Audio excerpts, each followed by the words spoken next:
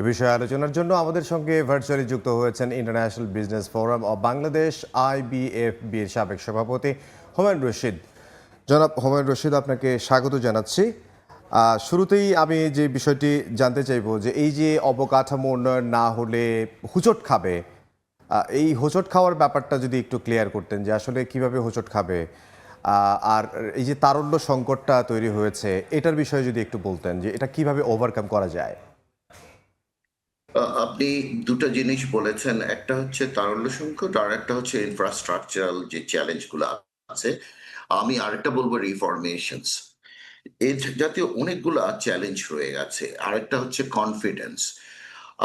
আমরা যারা বিনিয়োগকারী, আমরা প্রথমত দেখি যে বাংলাদেশে বিনিয়োগ করার মতন অবস্থান আছে কিনা।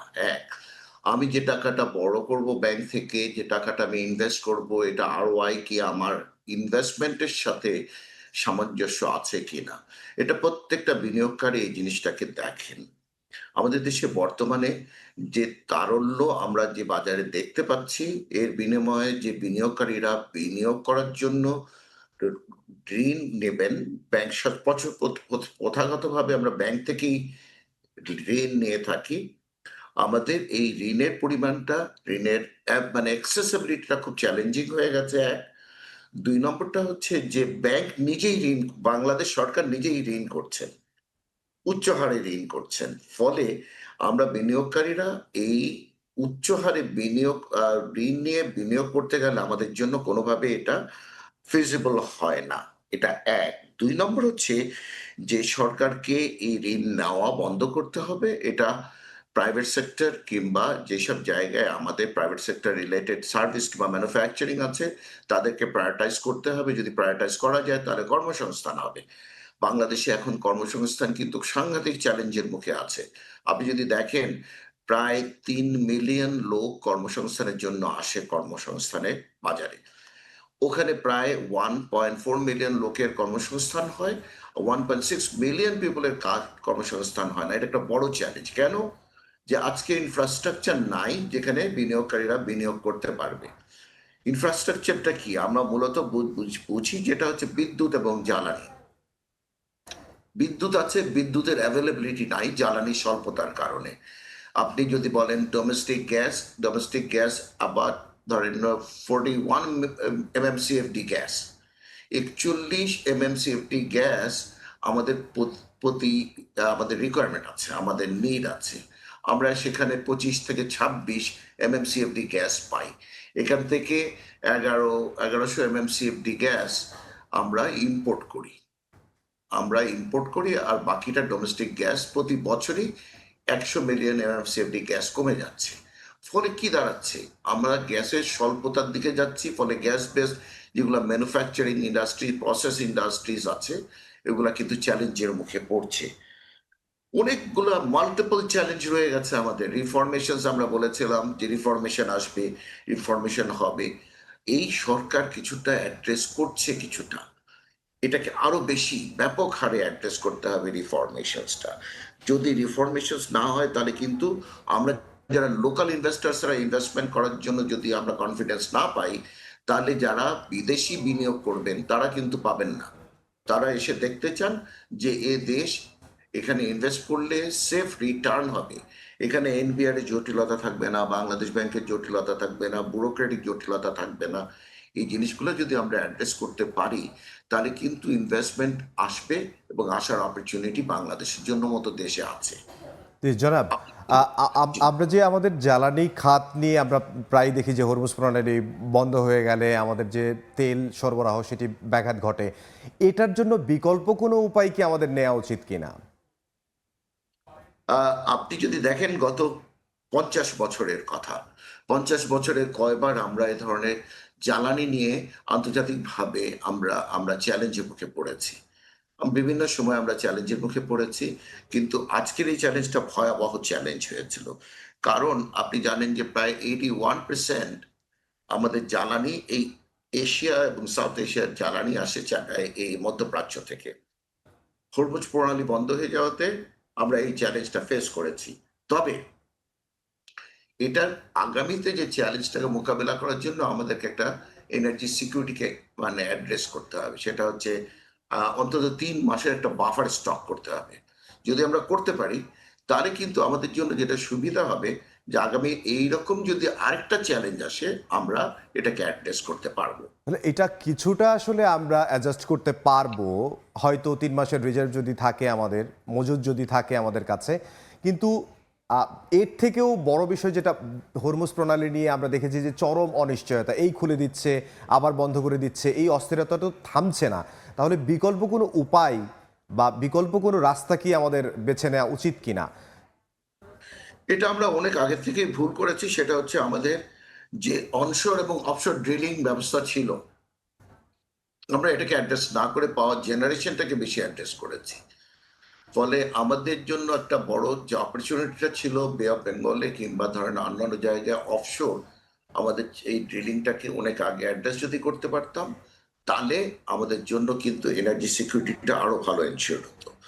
এছাড়া পাশাপাশি আমাদেরকে আরেকটা জায়গায় অ্যাড্রেস করা দরকার ছিল, সেটা হচ্ছে এশিয়ান গ্রিড কানেক্টিভিটি কিংবা রিজিওনাল গ্রিড কানেক্টিভিটি। যে অন্যান্য পৃথিবীর অন্যান্য দেশে একটা দেশের সাথে আরেকটা দেশের গ্রিডের সাথে কানেকশন আছে, যাতে আমরা আমদানি এবং রপ্তানি দুটাই করতে পারি। আপনি জানেন যে সম্প্রতি 15ই জুন থেকে প্রায় 40 মেগাওয়াট পাওয়ার নেপাল থেকে আসছে, হাইড্রো পাওয়ার। এটা নভেম্বরের 15 তারিখ পর্যন্ত আসবে। এটা যখন সরকার বলল যে আরো 20 মেগাওয়াট আনার মতন সরকারের চাহিদা আছে, নেপাল সরকারের ক্যাপাসিটি আছে টু মানে তারা জেনারেট করার, কিন্তু এখানে জিওপলিটিক্যাল সমস্যা হওয়াতে এটাকে এক্সপোর্ট করা নেপালও পারছে না, আমরা আমদানি করতে পারছি না। তো আমাদের এই জায়গাগুলোতে জিওপলিটিক্যাল ইস্যুসগুলোকে অ্যাড্রেস করে আমাদেরকে আরো বেশি রিলেশন বেটার করতে হবে, যাতে আমরা একটা দেশ আরেকটা দেশের সাথে ব্যবসা বাণিজ্য প্রসার করতে পারি। তাহলে কিন্তু আমাদের এনার্জি সিকিউরিটিটা আরেকবার অন্য ধাপ থেকে অ্যাড্রেসড হবে। আমরা কূটনৈতিক যে মিয়ানমার থেকে কূটনৈতিক সক্ষমতা এবং কূটনৈতিক যে কৌশলগুলো আছে, সেই কৌশলগুলো আরেকটু বাড়াতে হবে, সেটি নিশ্চয়ই আপনি বলছেন। এবং যেই আমাদের প্রতিবেশী দেশ বলি বা বিভিন্ন দেশ বলি, তাদের সঙ্গে সম্পর্ক আমাদেরকে বাড়াতে হবে এবং পররাষ্ট্র নীতিতে কিছুটা পরিবর্তন হয়তো আমাদের আনতে হবে এবং নজর দিতে হবে, সেটি আপনি বলছিলেন। কিন্তু বিদেশি ইনভেস্টমেন্ট যদি বাংলাদেশে আসে, সেটার জন্য আসলে আমাদের কি করা উচিত? কারণ এখন আমরা দেখতে পাচ্ছি যে একটা গণতান্ত্রিক সরকার ক্ষমতায় রয়েছে দেশের। এর আগে আমরা দেখেছি নানা সংকটের কারণে আসলে বিদেশি ইনভেস্টমেন্ট আমরা পাইনি। এবার কি এখন কি উদ্যোগ আসলে নিলে বাইরের দেশের ইনভেস্টমেন্ট আমরা ভালো পেতে পারি, যেটা আমাদের তারল্য সংকট কাটাতে সাহায্য করবে? আপনি যদি দেখেন যে এই সাউথ এশিয়ার ভিতরে সবচাইতে আমরা কম এফডিআই অ্যাট্রাক্ট করতে পারি। কেন করতে পারি না? কারণ আমাদের যে ইনভেস্টমেন্ট কনফিডেন্সটার একটা বড় অভাব রয়ে গেছে। কেন ইনভেস্টমেন্ট কনফিডেন্সটার অভাব রয়েছে? বিকজ যে আমাদের দেশের ডেমোক্রেটিক জিনিসটা, ডেমোক্রেসি না থাকলে একটা দেশে ইনভেস্টররা ইনভেস্ট করতে চায় না, বিদেশিরা। তবে এখন মাননীয় প্রধানমন্ত্রী উনি চীন সফরে যাচ্ছেন আজকে। যদি যান, উনি ওখানে যে মালয়েশিয়া ডালিয়া গেছেন। মালয়েশিয়া, হ্যাঁ, ওখান এখন থেকে উনি মালয়েশিয়া যখন আছেন। যাবেন,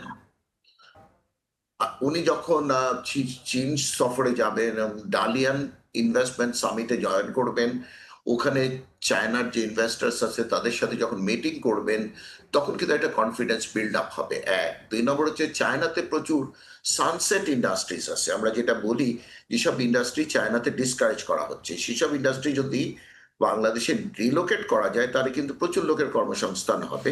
এবং যখন চাইনিজরা আসবে, সাথে সাথে কোরিয়ানরা আসবে, সাথে সাথে জাপানিজরা আসবে, সাথে সাথে অন্যান্য দেশের ইনভেস্টার্সরাও আসবে, কনফিডেন্স পাবে। ফলে এখানে আমরা ইনফ্রাস্ট্রাকচারে কিছু কিছু জায়গায় অ্যাড্রেস করেছি, যেমন চীনকে আমরা একটা ইকোনমিক জোন তৈরি করে দিচ্ছি। এতে কিন্তু চাইনিজ ইনভেস্টরদের কাছে আরো বেশি কনফিডেন্স আসবে এবং চাইনিজ এফডিআই গুলাকে আমরা অ্যাট্রাক্ট করতে পারবো। এই সুযোগটা হাতছাড়া করা যাবে না। এটার জন্য দরকার হচ্ছে ডেমোক্রেসি। ফার্স্ট যে কালচারটা, বাংলাদেশে কনস্ট্যান্ট ডেমোক্রেসিটা সুন্দরভাবে থাকতে হবে। 2 নম্বর হচ্ছে বাংলাদেশে যে রিফরমেশনস এর কথা আমরা বলছি, সেসব রিফরমেশনস এর কথা যাতে কাজে আমরা ফলাতে পারি, আমরা যাতে দেখাতে পারি যে হ্যাঁ আমরা রিফরমেশন যেটা মুখে বলছি কাজেও সেটা আমরা করছি।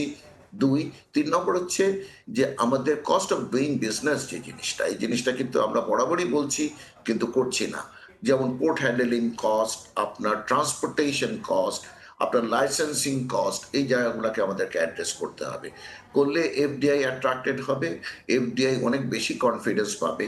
আমাদের বাজারটা তো অনেক বড়, 2 মিল মানে আমাদের এখানে প্রায় 20 কোটি লোকের বসবাস।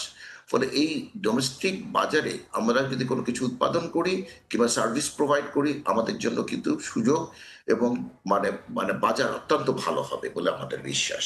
জি, অসংখ্য ধন্যবাদ জনাব হুমায়ুন রশিদ আমাদেরকে সময় দেওয়ার জন্য। ধন্যবাদ।